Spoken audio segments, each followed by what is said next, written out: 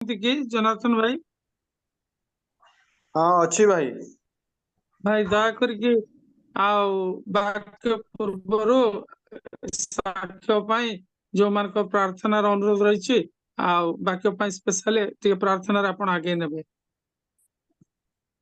ଆସନ୍ତୁ ପ୍ରାର୍ଥନା କରିବା। ଧନ୍ୟବାଦ ଧନ୍ୟବାଦ ଧନ୍ୟବାଦ ପ୍ରିୟ ପ୍ରଭୁ ଯୀଶୁ, ତୁମ ନାମକୁ ଧନ୍ୟବାଦ ଦଉଛୁ। ତୁମର ଆଶୀର୍ବାଦ ପାଇଁ ଧନ୍ୟବାଦ ଦଉଛୁ। ତୁମର ଦୟା ପାଇଁ ଧନ୍ୟବାଦ ଦଉଛୁ। ପ୍ରଭୁ ତୁମେ ଆମମାନଙ୍କୁ ଜୀବିତ ମାନଙ୍କ ମଧ୍ୟରେ ସ୍ଥାନ ଦେଇଛ, ସେଥିପାଇଁ ଧନ୍ୟବାଦ ଦଉଛୁ। ଖାଦ୍ୟ ବସ୍ତ୍ର ସବୁଥିରେ ତୁମେ ଆମକୁ ତୃପ୍ତ କରିଛ ପ୍ରଭୁ, ସେଥିପାଇଁ ଧନ୍ୟବାଦ ଦଉଛୁ। ଧନ୍ୟବାଦ ଦଉଛୁ ପ୍ରଭୁ, ପ୍ରତ୍ୟେକ ଦିନ ତୁମେ ଆମମାନଙ୍କୁ ତୁମ ଚରଣ ତଳେ ବସି ତୁମର ବାକ୍ୟ ଶୁଣିବା ପାଇଁ ବୁଝିବା ପାଇଁ ତୁମେ ଆମମାନଙ୍କୁ ସୁଯୋଗ ଦଉଛ ପ୍ରଭୁ, ସେଥିପାଇଁ ଧନ୍ୟବାଦ ଦଉଛୁ। ଧନ୍ୟବାଦ ଦଉଛି ପ୍ରଭୁ। ଆଜି ଭଉଣୀ ମାନେ କେତେ ସୁନ୍ଦର ଗୀତ ଦ୍ଵାରା ପ୍ରଭୁ ତୁମର ଆରାଧନା କଲେ। ଚାଲସିଡନି ଭଉଣୀ ଏବଂ ସେଇ ସାନ ଝିଅ ସମୀକ୍ଷାକୁ ପ୍ରଭୁ ତୁମ ଚରଣରେ ରଖୁଛି। ତାଙ୍କ କଣ୍ଠକୁ ତୁମେ ଆହୁରି ମଧୁର କର, ଆହୁରି ତୁମର ପ୍ରଭୁ ପ୍ରଶଂସା କରିବା ପାଇଁ ସେମାନଙ୍କ ମୁଖରେ ତୁମେ ବାକ୍ୟ ଦିଅ। ଦୟାକର ପ୍ରଭୁ, ଯେଉଁ ସାକ୍ଷ୍ୟ ଗୁଡିକ ଶୁଣିଲୁ ପ୍ରଭୁ, ଧନ୍ୟବାଦ ଦଉଛୁ ତୁମେ ଆମମାନଙ୍କ ପ୍ରାର୍ଥନା ଶୁଣୁଛ। ପ୍ରଭୁ ତୁମେ ଆମମାନଙ୍କ ପ୍ରଶ୍ନର ଉତ୍ତର ଦଉଛ। ଆମମାନଙ୍କର ଯେଉଁମାନେ ରୋଗ ଅବସ୍ଥାରେ ଅଛନ୍ତି ସେମାନଙ୍କୁ ତୁମେ ସ୍ପର୍ଶ କରୁଛ। ପ୍ରଭୁ ତୁମେ ଦେଖେଇ ଦଉଛ, ତୁମେ ଆମ ପ୍ରଶ୍ନର ଉତ୍ତର ଦଉଛ। ହଁ ପ୍ରଭୁ, ତୁମେ ମଧୁମିତା ଭଉଣୀଙ୍କୁ ଦୟା କଲ, ତାଙ୍କ ତୁମେ ସଦାବେଳେ ଆଶୀର୍ବାଦ କରୁଛ, ଦୟା କରୁଛ, ସେଥିପାଇଁ ଧନ୍ୟବାଦ ଦଉଛୁ। ପ୍ରଭୁ ଆମେ ସମସ୍ତେ ତୁମର ପ୍ରଭୁ ସୃଷ୍ଟି ପ୍ରଭୁ, ଆମେ କେବେ ବି ତୁମ ନିକଟରେ ରାଗ କରିପାରିବୁନି, ରୋଷ କରିପାରିବୁନି।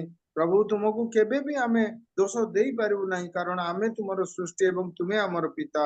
ପ୍ରଭୁ ଆମର ସମସ୍ତ ଭୁଲ ତୁମେ କ୍ଷମା କରୁଛ ପ୍ରଭୁ।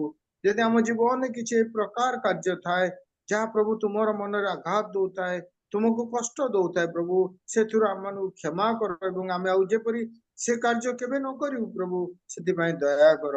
ପ୍ରଭୁ ଏଇ ସମୟରେ ମୁଁ ପ୍ରଭୁ ତୁମ ଚରଣ ତଳେ ଆମେ ଯେତେ ବସିଛୁ ପ୍ରଭୁ, ସମସ୍ତେ ପ୍ରଭୁ ଆମେ ଅଭିରାମ ଭାଇଙ୍କୁ ତୁମ ଚରଣ ତଳେ ରଖୁଛୁ। ପ୍ରଭୁ ତାଙ୍କୁ ତୁମେ ଜ୍ଞାନ ଦିଅ, ତାଙ୍କୁ ତୁମେ ବୁଦ୍ଧି ଦିଅ। ପ୍ରଭୁ ତୁମେ ତାଙ୍କ ମୁଖ ଦେଇ କଥା କୁହ, ପ୍ରତ୍ୟେକ ଦିନ ତୁମେ କଥା କହୁଛ, ସେଥିପାଇଁ କେତେ ପ୍ରଭୁ ଆମମାନଙ୍କର ଆତ୍ମଜ୍ଞାନ ବଢିବାକୁ ଯାଉଛି। ପ୍ରଭୁ ତୁମେ ତାଙ୍କୁ ବ୍ୟବହାର କରୁଛ, ସେଥିପାଇଁ ଧନ୍ୟବାଦ ଦଉଛୁ ପ୍ରଭୁ। ତାଙ୍କ ପରିବାରକୁ ଦୟା କର, ତାଙ୍କୁ ଶାନ୍ତିରେ ଆନନ୍ଦ ସହକାରେ ଜୀବନ ବିତାଇବାକୁ ଦିଅ। ପ୍ରଭୁ ଯେଉଁ ଯେଉଁ ଜାଗାକୁ ସେ ଯାଆନ୍ତି ତୁମର ଆଶୀର୍ବାଦର ହସ୍ତ ସେଠାରେ ରହୁ, ତାଙ୍କୁ ଦୟା କର ପ୍ରଭୁ। ଆହୁରି ବାହୁଲ୍ୟ ଭାବରେ ପ୍ରଭୁ ତୁମର ବାକ୍ୟକୁ ଭାଙ୍ଗି ଆମମାନଙ୍କ ସମ୍ମୁଖରେ ରଖିବା ପାଇଁ ଆମେ ଯେପରି ସରଳ ଭାବରେ ବୁଝିପାରିବୁ ପ୍ରଭୁ, ସେଥିପାଇଁ ଦୟା କର। ଦୟା କର ପ୍ରଭୁ।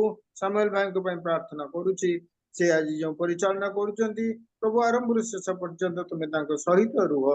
ପ୍ରଭୁ ତୁମେ ତାଙ୍କର ସବୁ କିଛି ନିବେଦନ ଜାଣ ପ୍ରଭୁ, ତୁମ ପାଇଁ ସେ କାର୍ଯ୍ୟ କରନ୍ତି ତୁମେ ଜାଣ ପ୍ରଭୁ। ସାମୁଏଲ ଭାଇଙ୍କୁ ଦୟା କର, ସାମୁଏଲ ଭାଇଙ୍କର ସହବର୍ତ୍ତୀ ହୁଅ, ତାଙ୍କୁ ତୁମେ ବ୍ୟବହାର କରୁଛ, ସେଥିପାଇଁ ଧନ୍ୟବାଦ ଦଉଛି ପ୍ରଭୁ। ଆଜିର ପ୍ରାର୍ଥନା ଉପାସନାର ଆରମ୍ଭରୁ ଶେଷ ପର୍ଯ୍ୟନ୍ତ ପ୍ରଭୁ ତୁମେ ଉପସ୍ଥିତ ରୁହ ଏବଂ ଚଳାଇ ନିଅ, କଢାଇ ନିଅ ଏବଂ ଆମମାନଙ୍କ ସଙ୍ଗରେ ରୁହ। ଏହି ପ୍ରାର୍ଥନା ପ୍ରିୟ ପ୍ରଭୁ ଯୀଶୁ ତୁମ ନାମରେ ମାଗୁଛି, ତୁମେ ଶୁଣ, ଗ୍ରହଣ କର ଏବଂ ଆଶୀର୍ବାଦ କର।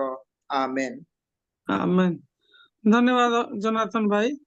ଏତେବେଳେ ମୁଁ ନିବେଦନ କରିବି, ଆମମାନଙ୍କ ମଧ୍ୟରେ ସମ୍ମାନୀୟ ଅଭିରାମ ଭାଇ ଅଛନ୍ତି, ଯେ ଆମମାନଙ୍କୁ ପ୍ରକାଶିତ ବାକ୍ୟର ଯୋଉ ଜ୍ୱଳନ୍ତ ବାକ୍ୟ, ଈଶ୍ୱରଙ୍କ ଜ୍ୱଳନ୍ତ ଜୀବନ୍ତ ବାକ୍ୟରେ ଆଗେଇ ନେବେ।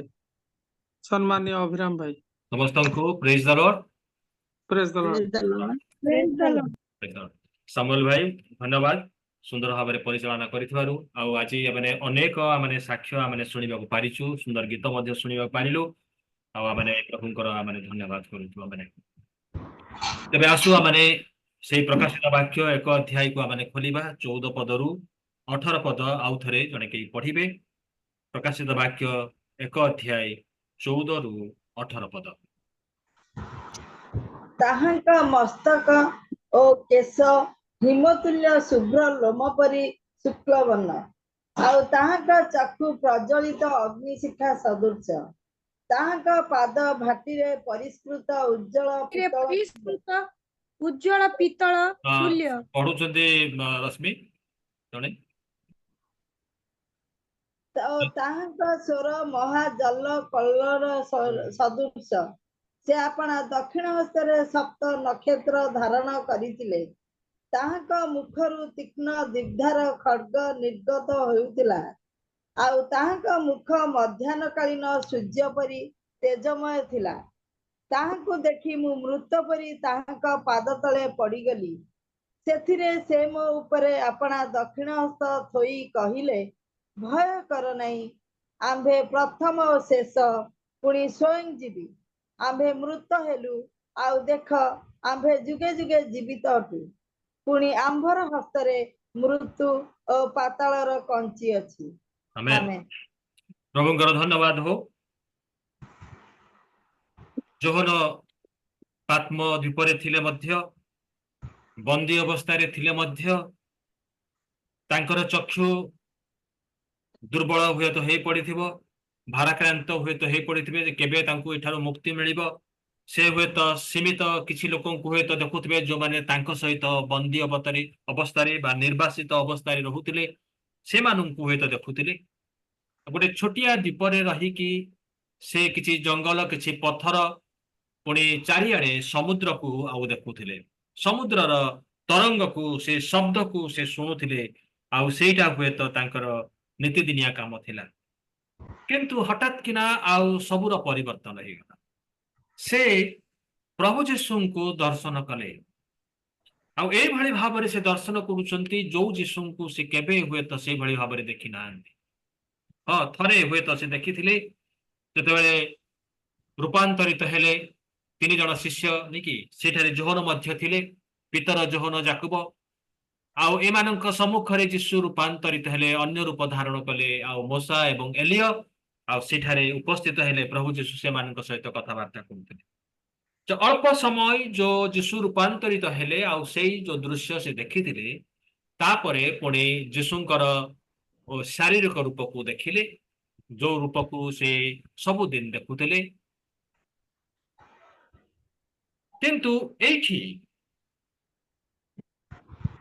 ପ୍ରଭୁ ଯୀଶୁଙ୍କର ଏକ ମହିମାନ୍ବିତ ଅବସ୍ଥାକୁ ସେ ଦେଖୁଛନ୍ତି, ଏକ ମହିମାନ୍ବିତ ଅବସ୍ଥାକୁ ଦେଖୁଛନ୍ତି। ଆଉ ସେ ବର୍ଣ୍ଣନା କରିବାକୁ ଲାଗିଛନ୍ତି ଯେ ସେ କି ପ୍ରକାର ଯୀଶୁଙ୍କୁ ସେ ଦର୍ଶନ କଲେ। 14 ପଦରେ ଆମେ ଦେଖୁଛୁ, ତାହାଙ୍କ ମସ୍ତକ ଓ କେଶ ହିମତୁଲ୍ୟ ଶୁଭ୍ର ଲୋମ ପରି ଶୁକ୍ଳ ବର୍ଣ୍ଣ। ଏଇ ଯୋଉ ମାନେ ଦର୍ଶନକୁ ଦେଖିଲେ ଯେ ପ୍ରଭୁ ଯୀଶୁଙ୍କର ମସ୍ତକ କିଭଳି ଥିଲା, ଆଉ ତାଙ୍କର ମସ୍ତକର କେଶର କଲର କଣ ଥିଲା, ଆଉ ତାକୁ ସେ ବର୍ଣ୍ଣନା କରୁଛନ୍ତି। ଆଉ ଏଇଟାକୁ ଆମେ ଦାନିଏଲଙ୍କର ଦର୍ଶନରେ ମଧ୍ୟ ଆମେ ଦେଖିଥିଲୁ। ଆମେ ନେଇକି ଦାନିଏଲଙ୍କର ଦର୍ଶନରେ ମଧ୍ୟ ଦାନିଏଲ ଏଇଭଳି ଏକ ରୂପକୁ ଦେଖିଥିଲେ, ଯାହାଙ୍କର ଆଉ ମସ୍ତକ ଆଉ କେଶ ଶୁଭ୍ର ଲୋମ ପରି ଆଉ ହିମ ପରି ଶୁକ୍ଳ ବର୍ଣ୍ଣ ଥିଲା। ତେବେ ଦାନିଏଲ ଯୋଉ ଅନେକ କାଳର ଗୋଟେ ବୃଦ୍ଧଙ୍କୁ ଦେଖିଲେ, ଆଉ ସେ ଯୋଉ କେଶ କଥା ଆମେ ଦେଖୁଛୁ ଯେ ତାଙ୍କର କେଶ ହିମତୁଲ୍ୟ ଶୁଭ୍ର ଲୋମ ପରି ଶୁକ୍ଳ ବର୍ଣ୍ଣ ଥିଲା। ଏଇଠି ଦିଟା ବିଷୟକୁ ଆମେ ଦେଖୁଛୁ। ଯେ ପ୍ରଥମ ବିଷୟ ହଉଛି କଣ, ଯେ ସେ ଅନେକ କାଳର ଗୋଟେ ବ୍ୟକ୍ତି, ଅନେକ କାଳର ବ୍ୟକ୍ତି। ଦାନିଏଲ ଯାହାକୁ ଦେଖିଲେ, ଅନେକ କାଳର ଜଣେ ବୃଦ୍ଧଙ୍କୁ ମୁଁ ଦେଖିଲି ବୋଲି କହିଲେ ସେ। ଓକେ, ତେବେ ତାଙ୍କର ସମୟ ମାନେ ବୟସ କଥା ଏଠି କୁହାଯାଉଛି। ବୟସ ମାନେ ତାଙ୍କର ତ ଜନ୍ମ ହେଇନି, ସେ ସ୍ୱୟଂ ଜୀବି ବୋଲି ନିଜକୁ କୁହନ୍ତିନି କି? ତାଙ୍କର ଜନ୍ମ ହେଇନି, ସେ ନିଜେ ଅଛନ୍ତି। ସେ ଯେ ଥିଲେ, ଯେ ଅଛନ୍ତି ଏବଂ ଯେ ରହିଥିବେ ସେଇ ସଦାପ୍ରଭୁ ପରମେଶ୍ୱର। ତେବେ ସେ ଯେ ଅନାଦି କାଳରୁ ଅନନ୍ତ କାଳ ପର୍ଯ୍ୟନ୍ତ ଅଛନ୍ତି, ତାକୁ ଆଉ ଏଇଟା ପ୍ରକାଶ କରୁଛି। ତାଙ୍କର କେଶ, ତାଙ୍କର ମସ୍ତକ ହିମତୁଲ୍ୟ ଶୁଭ୍ର ଲୋମ ପରି ଶୁକ୍ଳ ବର୍ଣ୍ଣ ହେଇଛି। ତାମାନେ ସେ ଅନେକ କାଳରୁ ଅଛନ୍ତି, ଅନାଦି କାଳରୁ ସେ ଅଛନ୍ତି। ଓକେ, ତାପରେ ଦ୍ୱିତୀୟ ବିଷୟ ହଉଛି ତାଙ୍କର ଐଶ୍ୱର୍ଯ୍ୟ ଶୁଦ୍ଧତାକୁ ବୁଝଉଛି। ଐଶ୍ୱର୍ଯ୍ୟ ଶୁଦ୍ଧତାକୁ ବୁଝଉଛି। ହିମତୁଲ୍ୟ ଶୁଭ୍ର ଲୋମ ବା ଶୁକ୍ଳ ବର୍ଣ୍ଣ ସମ୍ପୂର୍ଣ୍ଣ ଶୁଦ୍ଧତାକୁ ବୁଝଉଛି। ଯିଶାୟ 1 ଅଧ୍ୟାୟର 18 ପଦ କେହି ପଢିବେ? ଯିଶାୟ 1 ଅଧ୍ୟାୟର 18 ପଦ। ସେଇଠି ଯିଶାୟ ଭାବବାଦୀ ଆଉ এই শব্দକୁ ସେ ବ୍ୟବହାର କରୁଛନ୍ତି। ସଦାପ୍ରଭୁ କହନ୍ତି, ଆସ ଆମ୍ଭେମାନେ ଉତ୍ତର ପ୍ରତ୍ୟୁତ୍ତର କରୁ। ତୁମମାନଙ୍କର ପାପ ସବୁ ସିନ୍ଦୁର ବର୍ଣ୍ଣ ପରି ହେଲେ ହେଁ ହିମ ପରି ଶୁକ୍ଳ ବର୍ଣ୍ଣ ହେବ। ସେ ସବୁ ଲୋହିତ ବର୍ଣ୍ଣ ପରି ରଙ୍ଗ ହେଲେ ହେଁ ମେସୋଲୋମ ପରି ହେବ। Okay. ଏଇଠି ଯିଶାୟ ଭାବାଦୀଙ୍କର ମୁଖରୁ ପ୍ରଭୁ ଆଉ ଏଇ କଥା ସେ କହିଲେ ଯେ ତୁମାନଙ୍କର ପାପ ସବୁ ସିନ୍ଦୁର ବର୍ଣ୍ଣ ପରି ଲାଲ ଟକଟକ ହେଲେ ମଧ୍ୟ ସେ ଆଉ ଲାଲ ହେଇକି ରହିବ ନାହିଁ, କିନ୍ତୁ ତାକୁ ମୁଁ ହିମ ଭଳି ଶୁକ୍ଳ ବର୍ଣ୍ଣ ମୁଁ କରିଦେବି। ଲୋହିତ ବର୍ଣ୍ଣ ଭଳି ଲାଲ ହେଲେ ମଧ୍ୟ ସେଟା ମେସୋଲୋମ ଭଳି ହେଇଯିବ। ଶୁଦ୍ଧ ପବିତ୍ର ତାର ଏକ ପ୍ରତୀକ ହଉଛି ଏ ଶୁଭ୍ର ବର୍ଣ୍ଣ ବା ଶୁକ୍ଳ ବର୍ଣ୍ଣ ହଉଛି ଶୁଦ୍ଧତାର ପବିତ୍ରତାର ପ୍ରତୀକ। ସେ ଯୋଉ ବ୍ୟକ୍ତିଙ୍କୁ ଦେଖୁଛନ୍ତି ଯେ କି ସପ୍ତ ପ୍ରଦୀପ ମଧ୍ୟରେ ଗମନାଗମନ କରୁଛନ୍ତି, ତାଙ୍କର ମସ୍ତକ ଆଉ ତାଙ୍କର କେଶ ହିମତୁଲ୍ୟ ଶୁଭ୍ର ଲୋମ ପରି ସେ ଅନାଦି କାଳରୁ ଅଛନ୍ତି ଏବଂ ସେ ଶୁଦ୍ଧ ଏବଂ ପବିତ୍ର ବ୍ୟକ୍ତି। ଦ୍ୱିତୀୟ ବିଷୟ ଆମେ ସେଇ 14 ପଦର ଖ ଅଂଶରେ ଆମେ ଦେଖୁଛୁ କଣ ଲେଖା ଅଛି, ଆଉ ତାହାଙ୍କ ଚକ୍ଷୁ ପ୍ରଜ୍ୱଳିତ ଅଗ୍ନି ଶିଖା ସଦୃଶ୍ୟ। ଏଇଠି ଆଉ ଥରେ ଦାନିଏଲଙ୍କର ଦର୍ଶନର ମଧ୍ୟ କିଛି ଭାଗ ଏଇଠି ଅଛି, ଯାହାକୁ ଯୋହନ ଆଉ ଯୀଶୁଙ୍କର ଚକ୍ଷୁ ବୋଲିକି ସେ କହୁଛନ୍ତି। ଦାନିଏଲ ଯାହାଙ୍କୁ ଦେଖିଲେ ମନୁଷ୍ୟ ପୁତ୍ର ସଦୃଶ୍ୟ ବୋଲି, ଆଉ ଯୋହନ ଆଉ ତାକୁ ମଧ୍ୟ ମନୁଷ୍ୟ ପୁତ୍ର ବୋଲି ତାଙ୍କୁ କହୁଛନ୍ତି। ଦାନିଏଲ ଯଦି ଆମେ 10 ଅଧ୍ୟାୟର 6 ପଦ କେହି ପଢିବେ, ଦାନିଏଲ 10ର 6 ପଦ। ମଧ୍ୟ ତାଙ୍କ ଶରୀର ବୈଦୁର୍ଯ୍ୟମଣି ତୁଲ୍ୟ ଓ ତାଙ୍କ ମୁଖ ବିଦ୍ୟୁତର ଆଭା ତୁଲ୍ୟ ଓ ତାଙ୍କ ଚକ୍ଷୁ ଜ୍ୱଳନ୍ତ ମଶାଲ ତୁଲ୍ୟ, ଆଉ ତାଙ୍କ ହସ୍ତ ଓ ପାଦ ପରିଷ୍କୃତ ପିତ୍ତଳର ଆଭା ତୁଲ୍ୟ। ସେତିକି ମାତ୍ର। ତାହାଙ୍କର ଚକ୍ଷୁ ଜ୍ୱଳନ୍ତ ମଶାଲ ତୁଲ୍ୟ ବୋଲିକି ଦାନିଏଲ ଦେଖିଲେ। ଯୋହନ ଆଉ ଯେତେବେଳେ ସେଇ ଚକ୍ଷୁକୁ ଦେଖିଲେ, ଆଉ ସେ ଚକ୍ଷୁକୁ ସେ କହିଲେ ଚକ୍ଷୁ ବିଷୟରେ ଅଗ୍ନିଶିଖା ସଦୃଶ୍ୟ, ପ୍ରଜ୍ୱଳିତ ଅଗ୍ନିଶିଖା ସଦୃଶ୍ୟ ଆଉ ତାଙ୍କର ଚକ୍ଷୁ ଥିଲା। ଯୋଉମାନେ ସେ ଚକ୍ଷୁକୁ ଦେଖିଛନ୍ତି ସେମାନେ କେବେ ସେ ଚକ୍ଷୁକୁ ଭୁଲି ପାରି ନାହାନ୍ତି। ସେ ଚକ୍ଷୁ ଯାହାକୁ ନିରୀକ୍ଷଣ କରିଛି ସେମାନଙ୍କର ଜୀବନ ବଦଳି ଯାଇଛି। ମାର୍କ ଲିଖିତ ସୁସମାଚାର 3 ଅଧ୍ୟାୟର 34 ପଦରେ ଯୀଶୁ ଆଉ ଏଇଭଳି ଭାବରେ ଚାରିଆଡେ ଆଉ ସେ ଦୃଷ୍ଟିପାତ କଲେ ବୋଲି ଲେଖା ଅଛି। ଆଉ ସେ ଆପଣ ଚାରିଆଡେ ବସିଥିବା ଲୋକମାନଙ୍କ ପ୍ରତି ଦୃଷ୍ଟିପାତ କରି କହିଲେ, ଦେଖ ମୋହର ମା ଓ ମୋହର ଭାଇମାନେ। ଯୋଉମାନେ ଯୀଶୁଙ୍କର ଚତୁର୍ଦିଗରେ ବସିଥିଲେ ଆଉ ସେମାନଙ୍କୁ ସେ ଦୃଷ୍ଟିପାତ କରି ଅନେଇ କହିଲେ ଯେ ଏଇମାନେ ମୋର ମା ଆଉ ଏଇମାନେ ମୋର ଭାଇମାନେ। ଯୀଶୁଙ୍କର ଚକ୍ଷୁ ନିରୀକ୍ଷଣ। ମାର୍କ 3ର 5 ପଦ କିଏ ପଢିବେ? ମାର୍କ 3ର 5 ପଦ। ସେଥିରେ ସେ ସେମାନଙ୍କ ହୃଦୟରେ ଜଡ଼ତା ସକାଶେ ଦୁଃଖିତ ହୋଇ କ୍ରୋଧରେ ଚାରିଆଡେ ସେମାନଙ୍କ ପ୍ରତି ଦୃଷ୍ଟିପାତ କରି ସେହି ଲୋକକୁ କହିଲେ, ହାତ ବଢାଅ। ସେ ଆପଣା ହାତ ବଢାଇଲା, ଆଉ ତାହା ପୁଣି ଭଲ ହୋଇଗଲା। ଭଲ ହୋଇଗଲା। ତ ପ୍ରଥମେ ଆମେ ଦେଖୁଛୁ ଯେ ଯୀଶୁଙ୍କର ଚକ୍ଷୁ ଯେତେବେଳେ ଲୋକମାନଙ୍କର ପ୍ରତି ଆଉ ଅନେଇଲା, ଆଉ ଯୀଶୁ ସେମାନଙ୍କୁ ନିଜର ମା ନିଜର ଭାଇ ଭାବରେ ସେମାନଙ୍କୁ ଆଉ ଦେଖିଲେ। ଦ୍ୱିତୀୟ ବିଷୟ ଆମେ ଦେଖୁଛେ ସେଇ ଯୀଶୁଙ୍କର ଚକ୍ଷୁ କ୍ରୋଧରେ, କାହିଁକି ନା ସେ ଯେତେବେଳେ ଦେଖନ୍ତି ମନୁଷ୍ୟର ହୃଦୟ ମଧ୍ୟରେ ଜଡତା ଅଛି, ଆଉ ସେତେବେଳେ ସେ ଦୁଃଖ ପ୍ରକାଶ କରନ୍ତି ଏବଂ କ୍ରୋଧରେ ଜର୍ଜରିତ। ଆଉ ସେ କ୍ରୋଧରେ ଜର୍ଜରିତ ଚକ୍ଷୁ ଯେତେବେଳେ ସେ ଅନାଏ, ଆଉ ସେତେବେଳେ ମଧ୍ୟ ମିରାକଲ ହୁଏ, ଲୋକମାନଙ୍କ ହୃଦୟ ମଧ୍ୟ ବିଦୀର୍ଣ୍ଣ ହୁଏ। ଦି ପ୍ରକାରରେ ଆମେ ଦେଖୁଛୁ। ଗୋଟିଏ ପ୍ରକାରରେ ସେ ଅନ୍ୟମାନଙ୍କୁ ଦେଖୁଛନ୍ତି ଯେ ଯୋଉମାନେ କି ଯୋଉମାନଙ୍କର ହୃଦୟ ଜଡତାରେ ପରିପୂର୍ଣ୍ଣ, ଆଉ ସେମାନଙ୍କ ସକାଶୁ ସେ ଦୁଃଖ ଏବଂ କ୍ରୋଧ ପ୍ରକାଶ କରନ୍ତି। କିନ୍ତୁ ଆଉ ଗୋଟେ ପଟ ସେ ଆଉ ଜଣେ ଲୋକଙ୍କୁ ସେ ଅନଉଛନ୍ତି ଯାହାର ସୁସ୍ଥ ହେବାର ଆବଶ୍ୟକ ଅଛି, ଆଉ ତାକୁ ସେ କହୁଛନ୍ତି ହାତ ବଢାଅ। ସେ ହାତ ବଢେଇଲେ ଆଉ ସେ ଭଲ ହେଇଗଲେ। ବେଳେ ବେଳେ ପ୍ରଭୁ ଯୀଶୁ ଆଉ ସେ ସ୍ନେହ ଭରା ଚକ୍ଷୁରେ ସେ ଅନାନ୍ତି ମାର୍କ 10:21 ପଦ ଦେଖୁ ଆମେ। ମାର୍କ 10:21 ପଦରେ ଯୀଶୁ ତାଙ୍କ ପ୍ରତି ଏକ ଦୃଷ୍ଟିରେ ଚାହିଁ ତାଙ୍କୁ ସ୍ନେହ କଲେ ଓ କହିଲେ, ତୁମ୍ଭର ଗୋଟିଏ ବିଷୟ ଉଣା ଅଛି, ତୁମ୍ଭେ ଯାଇ ଆପଣାର ସର୍ବସ୍ୱ ବିକ୍ରୟ କରି ଦରିଦ୍ରମାନଙ୍କୁ ଦାନ କର, ଆଉ ତୁମ୍ଭେ ସ୍ୱର୍ଗରେ ଧନ ପାଇବ, ପୁଣି ଆସି ମୋହର ଅନୁଗମନ କର। এই କଥା କାହାକୁ କୁହାଯାଇଥିଲା ହୁଏତ ଆପଣମାନେ ଜାଣିପାରୁଥିବେ। ସେ ଧନୀ ଯୁବକକୁ, ଯେ କି ଆସି ପ୍ରଶ୍ନ କରିଥିଲେ ପ୍ରଭୁ ଯୀଶୁଙ୍କୁ, ଅନନ୍ତ ଜୀବନର ଅଧିକାରୀ ହେବା ନିମନ୍ତେ ମତେ କଣ କରିବାକୁ ହବ, ନାଇଁ କି? ଆଉ ଏଇଠି ପ୍ରଭୁ ଯୀଶୁ କହିଲେ, ତୁମେ ତ ବ୍ୟବସ୍ଥା ତୁମେ ଜାଣିଛ, ବ୍ୟବସ୍ଥା ପାଳନ କରୁଛ, କିନ୍ତୁ ତୁମର ଗୋଟିଏ ବିଷୟ ଉଣା ଅଛି। କଣ କରିବ ନା ତୁମର ଧନ ସମ୍ପତ୍ତିକୁ ବିକ୍ରି କରି ଦରିଦ୍ର ମାନଙ୍କୁ ଦାନ କର। ଆଉ ସେତେବେଳେ ସେ ଦୁଃଖ ହେଇ ଚାଲିଗଲା ବୋଲି ଲେଖା ଅଛି। এইଠି ପ୍ରଭୁ ଯୀଶୁ ଯେତେବେଳେ ଦେଖିଲେ ଯେ ଏଇ ଯୋଉ ବ୍ୟକ୍ତି ମତେ ସୁନ୍ଦର ଏକ ପ୍ରଶ୍ନ କଲେ, ଅନନ୍ତ ଜୀବନର ଅଧିକାରୀ ହେବା ନିମନ୍ତେ ମତେ କଣ କରିବାକୁ ହବ, ଆଉ ସେ କହିଲେ ଯେ ବ୍ୟବସ୍ଥାରେ କଣ ଲେଖା ଅଛି, ଆଉ ଜାଣିବାକୁ ପାରିଲେ ଯେ ସେଇ ଯୁବକଟି ବ୍ୟବସ୍ଥା ପାଳନ କରି ଆସିଛି କେବେଠାରୁ ନା ସେ ଛୋଟ ବେଳୁ, ସେ ଛୋଟ ସମୟରୁ ଆଉ ସେ ବ୍ୟବସ୍ଥା ପାଳନ କରି ଆସିଛି।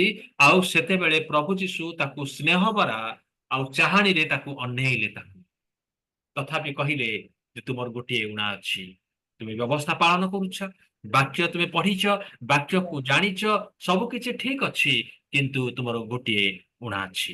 ସ୍ନେହ ଭରା ଚକ୍ଷୁରେ ଯୀଶୁ ଆଉ ଅନେଇଲେ। ଲୁକ 22 ଅଧ୍ୟାୟକୁ ଯଦି ଖୋଲିବେ 61 ଏବଂ 62 ପଦରେ ପ୍ରଭୁ ଯୀଶୁ ଆଉ ଜଣକୁ ଅନେଇଲେ। 22:61 ଏବଂ 62। ପୁଣି ପ୍ରଭୁ ଈଶ୍ୱରଙ୍କୁ ଏକ ଦୃଷ୍ଟିରେ ଚାହିଁଲେ, ହଁ, ସେଥିରେ ଆଜି କୁକୁଡ଼ା ଡାକିବା ପୂର୍ବରୁ ତୁମ୍ଭେ ମତେ 3 ଥର ଅସ୍ୱୀକାର କରିବ। ଏହି ଯେଉଁ କଥା ପ୍ରଭୁ ପିତରଙ୍କୁ କହିଥିଲେ ତାହା ତାଙ୍କ ମନରେ ପଡ଼ିଲା, ଆଉ ସେ ବାହାରକୁ ଯାଇ ଅତ୍ୟନ୍ତ ବ୍ୟାକୁଳ ହୋଇ ରୋଦନ କଲେ। ରୋଦନ କଲେ। ପ୍ରଭୁ ଯୀଶୁ ଏଇଭଳି ଭାବରେ ସେ ନିରୀକ୍ଷଣ କଲେ ପିତରଙ୍କୁ ଯେ ହେ ପିତର, ମୁଁ ତତେ ରାତିରେ କହିଥିଲି ଯେ ତୁ ମତେ ଅସ୍ୱୀକାର କରିବୁ, ଦେଖ ତୁ ମତେ ଅସ୍ୱୀକାର କରିଗଲୁ। ସେ କିଛି କହିନାହାନ୍ତି, ପିତରଙ୍କୁ ଅନୁଯୋଗ କରିନାହାନ୍ତି, ତାଙ୍କୁ ଗାଳି ଦେଇନାହାନ୍ତି, କିଛି କରିନାହାନ୍ତି, କେବଳ ଗୋଟିଏ ନିରୀକ୍ଷଣ। ଏଭଳି ଏକ ଦୃଷ୍ଟିରେ ପିତରଙ୍କୁ ସେ ଚାହିଁଲେ ଯେ ପିତରଙ୍କର ହୃଦୟ ବିଦୀର୍ଣ୍ଣ ହେଇଗଲା, ଆଉ ପ୍ରଭୁ ଯୀଶୁ କହିଥିବା ସବୁ କଥା ମନେ ପଡିଗଲା। ଆଉ ସେ କଣ କଲେ, ପ୍ରଭୁ ଯୀଶୁ କହିବା ସତ୍ତ୍ୱେ ମଧ୍ୟ ଯେ ତାଙ୍କୁ ସେ ଅସ୍ୱୀକାର କଲେ, ଆଉ ସେ ସହ୍ୟ କରିପାରିଲେ ନାହିଁ, ସେ ବାହାରକୁ ଚାଲିଗଲେ ଏବଂ ଅତ୍ୟନ୍ତ ବ୍ୟାକୁଳ ହେଇକି ସେ ରୋଦନ କଲେ ବୋଲି ଲେଖା ଅଛି। ପ୍ରଭୁ ଯୀଶୁଙ୍କର ଚକ୍ଷୁ ଏକ ପ୍ରଜ୍ୱଳିତ ଅଗ୍ନି ସଦୃଶ୍ୟ। ସେ ଅନାନ୍ତି, ଆମମାନଙ୍କର ମନ ମଧ୍ୟରେ ଥିବା ସବୁ ପ୍ରକାର ଦୁଃଖ ପୋଡି ପାଉଁଶ ହେଇଯାଏ, ସବୁ ପ୍ରକାରର ପାପ ପୋଡି ପାଉଁଶ ହେଇଯାଏ, ଆଉ ଲୋକମାନଙ୍କୁ ସେଟା ବିଦୀର୍ଣ୍ଣ କରେ। ପିତରଙ୍କର ହୃଦୟକୁ ବିଦୀର୍ଣ୍ଣ କଲା। ଗୋଟିଏ ଚାହାଣୀ ଯଥେଷ୍ଟ ଥିଲା ପିତରଙ୍କର ହୃଦୟକୁ ପରିବର୍ତ୍ତନ କରିବା ପାଇଁ, ସେ ବ୍ୟାକୁଳିତ ହେଇକି ରୋଦନ କରିବା ପାଇଁ ଗୋଟିଏ ଚାହାଣୀ ଯଥେଷ୍ଟ ଥିଲା। ଆଜି ମଧ୍ୟ ପ୍ରଭୁ ଆଜି ଆମମାନଙ୍କୁ ଅନାନ୍ତି, ସେ କାହା କାହାକୁ ସ୍ନେହ ଭରା ଚାହାଣୀରେ ସେ ଅନାନ୍ତି, କିନ୍ତୁ କାହା କାହାକୁ କ୍ରୋଧରେ ଏବଂ ପ୍ରଜ୍ୱଳିତ ଅଗ୍ନିଶିଖା ତାଙ୍କର ଚକ୍ଷୁରୁ ବାହାରି ଯାଏ। ଆଉ ସେଇ ଯୋଉ ଚାହାଣୀରେ ହୃଦୟକୁ ବିଦୀର୍ଣ୍ଣ କଲା ଭଳି ଏକ କ୍ଷମତା ରହେ। ପ୍ରଭୁ ଯୀଶୁଙ୍କର ଚକ୍ଷୁ ପ୍ରଜ୍ୱଳିତ ଅଗ୍ନି ଶିଖା ସଦୃଶ୍ୟ। ପୁଣି 15 ପଦକୁ ଆଉ ସେ ଆମେ ଆସିବା, ଆଉ ସେଇଠି ଯୋହନ ଦେଖିଲେ, ତାଙ୍କର ପାଦକୁ ଦେଖିଲେ, ତାଙ୍କର ମସ୍ତକକୁ ଦେଖିଲେ, ତାଙ୍କର କେଶ ଦେଖିଲେ, ତାଙ୍କର ଚକ୍ଷୁକୁ ଦେଖିଲେ, ଏବଂ ସେ ବର୍ତ୍ତମାନ ତାଙ୍କର ପାଦକୁ ଅନେଇଛନ୍ତି। ଆଉ ସେ ଦେଖିଲେ ପାଦ ଭାଟିରେ ପରିଷ୍କୃତ ଉଜ୍ଜଳ ପିତ୍ତଳ ତୁଲ୍ୟ ବୋଲି ଲେଖା ଅଛି। ତାଙ୍କର ପାଦ ଭାଟିରେ ପରିଷ୍କୃତ ଉଜ୍ଜଳ ପିତ୍ତଳ ତୁଲ୍ୟ ବୋଲିକି କୁହାଯାଇଛି। ଭାଟିରେ ପରିଷ୍କୃତ ଉଜ୍ଜଳ ପିତ୍ତଳ, ତାକୁ ଗ୍ରୀକ ଭାଷାରେ ଚାଲକୋଲି ବାନୋସ ବୋଲିକି କୁହାଯାଇଛି। ଚାଲକୋଲି ବାନୋସ ମାନେ ଯୋଉ ଧାତୁକୁ ପିଟି ପିଟିକି ଆଉ ତାକୁ ତିଆରି କରାଯାଏ। ଆଉ ଏଇ ଯୋଉ ଚାଲକୋଲି ବାନୋସ ଯେ ଆକ୍ଚୁଆଲି କୋଉ ଧାତୁ କେହି ଜାଣନ୍ତି ନାହିଁ, କିନ୍ତୁ ତାକୁ ମନେ କରନ୍ତି ହୁଏତ ପିତ୍ତଳ ହେଇପାରେ ବା ବ୍ରୋଞ୍ଜ ବୋଲି ତାକୁ କୁହନ୍ତି। ଆଉ ଅନେକ ଆକୁ ମତ ଦିଅନ୍ତି ଯେ ହୁଏତ ଏ ପ୍ରକାର ଏକ ଧାତୁ ଯାହାକି ସୁନା ଏବଂ ରୂପାର ମିଶ୍ରଣରେ ତିଆରି ହେଇଛି, ସେଇ ପ୍ରକାର ଏକ ଧାତୁ। ଆଉ ସେଇ ଧାତୁ ଯେତେବେଳେ ଭାଟିରେ ଜଳୁଥିବ, ଆପଣମାନେ ଯଦି ଯାଇଥିବେ ଷ୍ଟିଲ ପ୍ଲାଣ୍ଟକୁ ଦେଖିଥିବେ ଯେ ଲୁହା କିଭଳି ଭାବରେ ତାକୁ ମାନେ ତରଳ ଲୁହାକୁ ଦେଖୁଥିବେ, ଆପଣ ଅନେଇ ପାରିବେ ନାହିଁ। ତରଳ ଲୁହାକୁ ଅନେଇ ପାରିବେ ନାହିଁ ଯେତେବେଳେ ତାକୁ ଢଳା ଯାଉଥିବ। ଆଉ ଯେତେବେଳେ ଏଇ ଯୋଉ ଧାତୁ ସୁନା ରୂପା ବା ପିତ୍ତଳ ହଉ ବ୍ରୋଞ୍ଜ ହଉ ତାକୁ ଯେତେବେଳେ ଭାଟିରେ ତାକୁ ଜଳାଯିବ, ତାକୁ ତରଳ କରେଇ ଦିଆଯିବ, ତାକୁ ମଧ୍ୟ ଆପଣ ଅନେଇ ପାରିବେ ନାହିଁ, ସେ ଏତେ ଚକଚକ କରୁଥିବ। ଏଇଭଳି ଅବସ୍ଥାରେ ଆଉ ଯୋହନ ତାକୁ ଦେଖୁଛନ୍ତି ଯେ ତାଙ୍କର ପାଦ ଗୁଡିକ ଉଜ୍ଜଳ, ଏତେ ଉଜ୍ଜଳ ଯେ ସେ ବର୍ଣ୍ଣନା କରିପାରୁନାହାନ୍ତି ଯେ କାହା ଭଳି ସେ। ଆଉ ସେ କହିଲେ ଯେ ଏଇଭଳି ଏକ ଉଜ୍ଜଳ ଏକ ପାଦ ମୁଁ ଦେଖିଲି ଯେ ଯେମିତିକି ଆଉ ଉଜ୍ଜଳ ପିତ୍ତଳକୁ ଭାଟିରେ ତାକୁ ପୋଡି ଦିଆଯାଉଛି ଆଉ ସେ ଭାଟିରେ ସେ ଜଳୁଛି। ଏଇ ପ୍ରକାରର ଏକ ପାଦକୁ ଆଉ ସେ ଦେଖୁଛନ୍ତି। ସେ ଦାନିଏଲ 10:6 ଲେଖା ଅଛି, ଆଉ ତାହାଙ୍କ ହସ୍ତ ଓ ପାଦ ପରିଷ୍କୃତ ପିତ୍ତଳର ଆଭା ତୁଲ୍ୟ ବୋଲି କହିଲେ। ଯୋଉ ଆଭା ସେଠୁ ନିର୍ଗତ ହୁଏ ଆଉ ତାରି ଭଳି ଆଉ ସେ କହୁଛନ୍ତି। ଜିହିଜକଲ 1:7 ସେ ମଧ୍ୟ ଏଭଳି ଏକ ଦୂତ ମାନଙ୍କୁ ଦେଖିଲେ ଆଉ ସେମାନଙ୍କ ବିଷୟରେ ମଧ୍ୟ ସେ କୁହନ୍ତି ସେମାନେ ପରିଷ୍କୃତ ପିତ୍ତଳ ପରି ଝଟକିଲେ। ଏଇ ଛବିରେ ଆମେ ଦୁଇଟା ବିଷୟକୁ ଆମେ ଦେଖୁଛୁ। ଆମେ ସେଇଟା ହଉଛି କଣ? ପିତ୍ତଳ ହଉଛି ଶକ୍ତିର ପ୍ରତୀକ, ଈଶ୍ୱରଙ୍କର ପରାକ୍ରମକୁ ବୁଝାଉଛି। ଏବଂ ତାଠାରୁ ଯୋଉ ଆଭା ନିର୍ଗତ ହଉଛି, ଯୋଉ ଭଳି ଭାବରେ ଆଉ ଆସୁଛି, ଓକେ, ଦ୍ରୁତତାକୁ ବୁଝାଉଛି, ସ୍ପିଡକୁ ବୁଝାଉଛି। ଈଶ୍ୱର ସେ ସାହାଯ୍ୟ କରିବାରେ ଏବଂ ବିଚାର କରିବାରେ ସେ ବିଳମ୍ବ କରନ୍ତି ନାହିଁ। ଏ ଦିଟା ବିଷୟ ଆମେ ଦେଖୁଛୁ ଯେ ତାଙ୍କର ପାଦ ଶକ୍ତି ଏବଂ ସାମର୍ଥ୍ୟରେ ପରିପୂର୍ଣ୍ଣ, ଆଉ ସେ ଦ୍ରୁତ ଗତି ଭାବରେ ସେ କରନ୍ତି। ସେ ବିଳମ୍ବ କରନ୍ତି ନାହିଁ, ସେ ଅନ୍ୟାୟକୁ ସହ୍ୟ କରନ୍ତି ନାହିଁ, ସେ ଧୈର୍ଯ୍ୟ ଧରନ୍ତି। ସେ ଦୀର୍ଘ ସହିଷ୍ଣୁ କିନ୍ତୁ ଚିର ସହିଷ୍ଣୁ ନୁହନ୍ତି।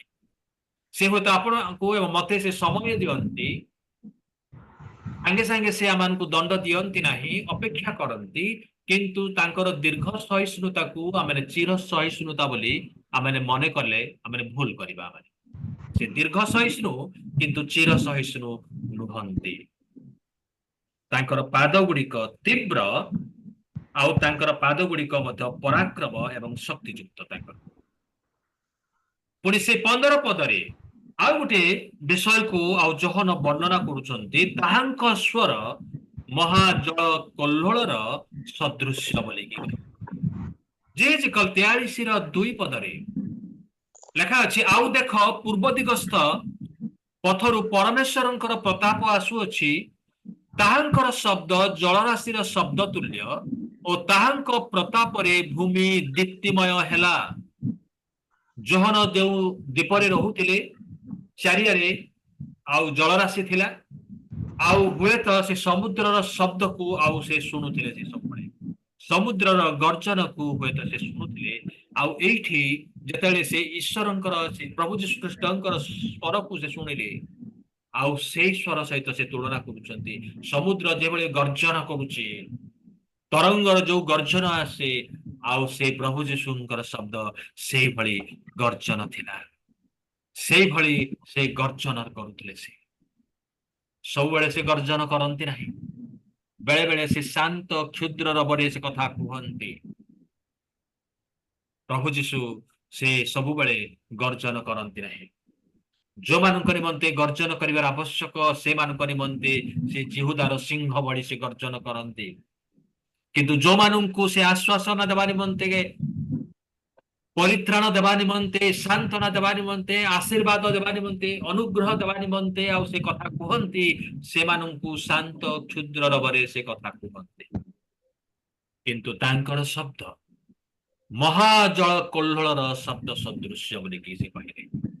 प्रिय भाई भौणी माने प्रभु जीशुंकर ए जो शब्द गुड़िक प्रभु जीशुंकर पाद तांकर चक्षु तांकर केश ए सबुरे गोटे विषय आमने देखुचु आलोक अच्छी ज्योति अच्छी झटकु थिबा विषय गुड़िक सब रही इवेन 16 पदरे मध्य ताहांकर मुख मध्याह्न कालीन सूर्य परि तेजमय लेखा अच्छी सूर्य परि तेजमय it is also a light a kind of light तामने जौन जहा को देखुचंती से जे ज्योतिर्गणर पिता जे निजको कहले मु जगतर ज्योति आउ तांकर सर्वस्व शरीर ज्योतिर्मय तांकर केश ज्योतिर्मय तांकर मुख ज्योतिर्मय तांकर चक्षु प्रज्वलित अग्निशिखा सदृश से मध्य ज्योति रे परिपूर्ण तांकर सर्वांग शरीर ज्योतिर्मय जे ज्योतिर्गणर पिता जांकठारे अंधकारर लेश मात्र नाही से प्रभु जीशु ख्रीस्ट तांकर असल रूप से वर्तमान कौन करुचंती ना से देखा दउचंती। 16 पद लेखा अछि से अपना दक्षिण हस्तरे सप्त नक्षत्र धारण करिथिले जे नक्षत्र मानंकु धारण करंती एभଳି एक महान परमेश्वर आ से स्वर्ग समूह मध्यरु से कौन आसुना आमानंक निमंते से उल्लेई आसंती आउ तांकर हस्त विस्तार करी आमानंकर चक्षुर लोतक से पोछि दियंती जो हस्त सप्त नक्षत्र धारण करि पारे से हस्त आमानंकर चक्षुर लोतक मध्य पोछि पारे। व्हाट ए कंट्रास्ट नहीं कि जे एते बड़ हाथ एते महान हाथ एते शक्तियुक्त हाथ तथापि नम्रतारे परिपूर्ण आमानक प्रति मनोयोगिता आमानक प्रति सहिष्णुता आमानक प्रति दयार भाव आमानक प्रति प्रेमर भाव जे मु जदि असल रूप रे आसी जिबी एमाने कोन तिष्टिबे एमाने कोन बंची रहिबे ना ना ना मु निजको नम्र करिबी मु निजको सीमित कले ही आउ ए मनुष्य माने बंची परिबे आउ से जानंती सेथिपाई तो गीतरचक कहले जे आम्बाने जे धूली मात्र यहा से स्मरण कले हालेलुया नहीं प्रभु जदि से असल रूप रे जदि आमानक सहित जदि व्यवहार करिवे ताले आमाने सहय करि परिबा नाही सेही ताकत आमानकर नाही तांकर सम्मुखा सम्मुख हेबा निमंते आमानकर आउ शक्ति नाही सेति निमंते से जतबेले आमानकर सम्मुखवर्ती हुअंती बा आम्बाने जतबेले तांकर सम्मुखवर्ती हो से निजको नम्र करंती। गीत संहिता लेखा अछि 18 गीतरे बोधे जे से आकाश मंडल को नुआई लेखा अछि से नुआइले एथिपाए से आमानकर हाथ को से धरिबे आमानंकु पंकरु से बाहर करि आनिबे से ओटारे आनिबे सेतिपाई से आकाश मंडल को मध्य से नुए दरकार पड़ले से स्वर्ग को नुए दियंती से प्रकार एक प्रेमिक परमेश्वर विषय रे आमरे चिंता करूछु आमरे आज से आमानक मध्य रे अछंती आत्मा रे से अछंती आमानक सहित से स्वर्ग रे मध्य अछंती एकाथरे से स्वर्ग रे एठारे आमरे जेते स्थान रे आमरे बसिचु सब स्थान रे से व्याप्त अछंती आ से स्वयं जीवी से जे महिमान्वित परमेश्वर ईश्वरंकर अद्वितीय पुत्र से आमानंकर मुक्तिकर्ता आमानंकर परित्राणकर्ता अटंती आमरे प्रभु को धन्यवाद देबा जे सेई चक्षु आज आमानंक निरीक्षण करूची सेई हस्त जो हस्त नक्षत्र धारण करे से हस्त मध्य आज आमानंकु चलौची आमानंकु सुरक्षा दउची आमानंकु परिचालना करूची आमानंकु बहन करूची। प्रभु यमक चिंतारे समस्त को आशीर्वाद करंतु आसंतु आमने प्रार्थना करिबा यदि आउ कहारी जदि प्रार्थनार विषय थाए ताले कहिबे आमने समस्त मिलित भावरे आमने प्रार्थना करिबा। Praise the Lord. Praise the Lord. ମାଆଙ୍କର ଟିକେ ଗ୍ୟାସ୍ ହେଇଛି, ତାଙ୍କ ପେଟଟା କଣ ହଉଛି ପ୍ରେୟାର କରିବେ। କାହା ପାଇଁ? ମା ମା ତ ତାଙ୍କର ଗ୍ୟାସ୍ ଭଲ ହେଇନି? ନା ଗ୍ୟାସ୍ ଭଲ ହେଇଛି, ମଝିରେ ମଝିରେ ବାହାରୁଛି। ଭାଇ praise the Lord ଭାଇ। ମୋ ବଡ ଭଉଣୀର ଝିଅ ଯୋଉ accident ହେଇଥିଲା, ଆଜି ତାର ଅପରେସନ ଅଛି, ଟିକେ ରଖିଥିବେ। ଇଏ କାର ଆଉ ରଚିତା ଏବେ ନା କଣ? ସମସ୍ତେ ଟିକେ ପ୍ରେୟାର କରୁଛନ୍ତି। ନାଇଁ ନାଇଁ, ମୋ ବଡ ଭଉଣୀ 2 ନମ୍ବର ଭଉଣୀ, ଆମେ 5 ଭଉଣୀ ତ, ଦ୍ୱିତୀୟ ଭଉଣୀ ହଁ କଣ ତା ହେଇଛି? ଝିଅ ତା ନାଁ ତନ୍ମୟୀ ବିହାରୀ ମ୍ୟାରେଜ କରିଛି। ତନ୍ମୟ, ଆଚ୍ଛା କାଲି କହିଥିଲେ ବୋଧେ ନାଇଁ କି? ହଁ ତା ପାଇଁ ଟିକେ ପ୍ରେୟାର। ଆଜି ଅପରେସନ ହଉଥିବ ତା ହସ୍ପିଟାଲରେ, ଅନୁଗୁଳରେ। ଜଙ୍ଘ 2 ଖଣ୍ଡ ହେଇଥିଲା। ଆଚ୍ଛା ଭାଇ ମୋ ପାଇଁ ଟିକେ ପ୍ରାର୍ଥନା ରଖିବେ। ଆଜ୍ଞା। ଏ ଯୋଉ କାଲି ହବାର ଥିଲା, କାଲି ମେସେଜ ଆସିଲା କାଲି ହୋଇପାରିବନି। ମୁଁ ଟିକେ ମୁଣ୍ଡଟା ଟିକେ ବେଳେ ବେଳେ ମୋର ହଲୁଛି ନା, ସେଇଟା ଟିକେ ଦୁର୍ବଳ ପାଇଁ ସେ କହିଛନ୍ତି ଟିକେ ସ୍କାନିଂ କରିଦିଅ। ତେଣୁ ସେ କହିଲେ ସେ ତ ଛୁଟିରେ ଅଛି, ସେଇ ଟନି ବୋଉ ଛୁଟିରେ ଅଛି, ମେସେଜ ପଠେଇଲେ ସେ କୋଉ ଦିନ ଏଇ ଭିତରେ କୋଉ ଦିନ ଗୋଟେ ଯାଇକି କରିବାକୁ ପଡିବ। ସେ ମତେ ଜଣେଇବ ଜଏନ କଲା ପରେ।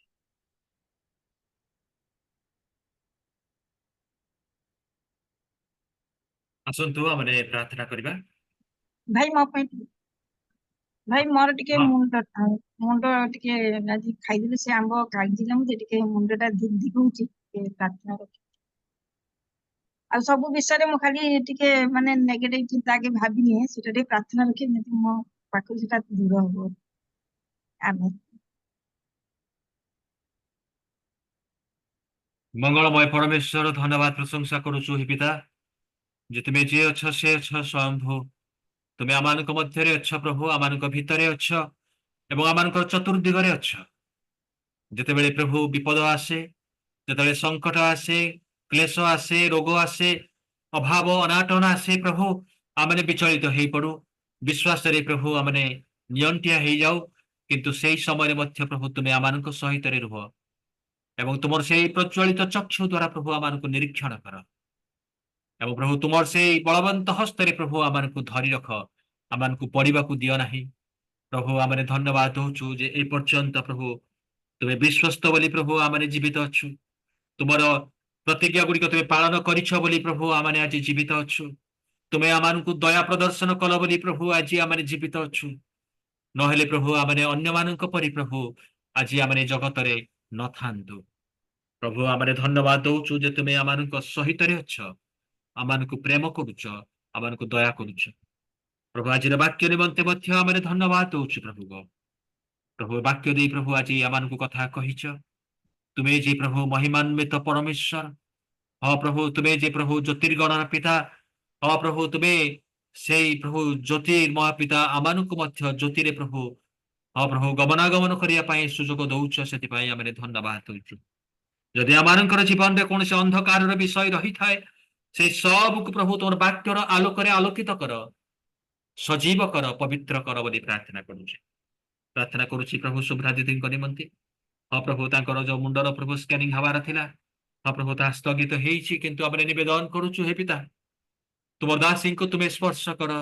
ତୁମେ ଯଦି ଦୟା ନ କରିବ ଆଉ କିଏ କରିବ ପ୍ରଭୁ? ଆଜି ତୁମେ ତୁମ ନିକଟକୁ ଯଦି ଆମେ ନ ଆସିବା ଆଉ କାହା ପାଖକୁ ଯିବା ପ୍ରଭୁ? କାରଣ ତୁମେ ଯେ ପ୍ରଭୁ ଆମମାନଙ୍କର ପିତା, ତୁମେ ଯେ ପ୍ରଭୁ ଆମମାନଙ୍କର ସୃଷ୍ଟିକର୍ତ୍ତା, ତୁମଠାରେ ଯେ ପ୍ରଭୁ ପ୍ରଭୁ ସୁସ୍ଥତା ରହିଛି ପ୍ରଭୁ, ସେଥି ନିମନ୍ତେ ଆମେ ଦାବି କରୁଛୁ ପ୍ରଭୁ ଗୋ, ଓ ତୁମର ଦାସୀଙ୍କୁ ତୁମେ ସ୍ପର୍ଶ କର, ତୁମେ ଦୟା କର ବୋଲି ପ୍ରାର୍ଥନା କରେ ଏବଂ ତୁମେ ପ୍ରଭୁ ସମ୍ପୂର୍ଣ୍ଣ ଭାବରେ ତାଙ୍କୁ ଆରୋଗ୍ୟ ପ୍ରଦାନ କର ବୋଲି ଆମେ ପ୍ରାର୍ଥନା କରୁଛୁ। ପ୍ରାର୍ଥନା କରୁଛୁ ମଧ୍ୟ ପ୍ରଭୁ ଭିକି ଏବଂ ପ୍ରଭୁ ଦୀପ ନିମନ୍ତେ ପ୍ରଭୁ ସେମାନେ ଭୁବନେଶ୍ୱର ହୁଏତ ପହଞ୍ଚିବେଣି ପ୍ରଭୁ।